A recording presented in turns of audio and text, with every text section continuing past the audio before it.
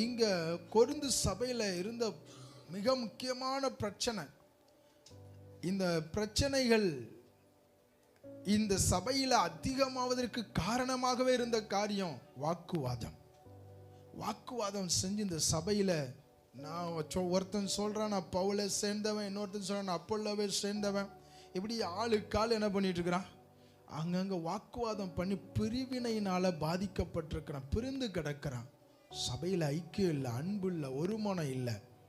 வாக்குவாதம் பிசாசு அதை நமக்குள்ள கொண்டு வந்து நம்முடைய தெய்வீக அந்த உறவை கெடுக்க பார்ப்பான்.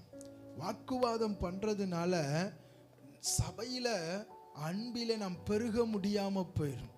வாக்குவாதம் பண்றதுனால ஒருவரை ஒருவர் நாம் தாங்க முடியாதவர்களாய், ஒருவருக்கு ஒருவர் நாம் பட்சமாய் இருக்க முடியாத நிலைமையில நாம் தள்ளப்பட்டுரும். ஆகவே வாக்குவாதம் வேண்டாம். பிசாசு தந்திரமா வாக்குவாதம் என்கிற அந்த பாவத்தை நம்முடைய வாழ்க்கையில கொண்டு வருவான். வாக்குவாதத்தை விட்டு நாம் வெளியே வருவோமே ஆனால் ஆண்டவர் நம்மை ஆசீர்வதிப்பார். அல்லேலூயா.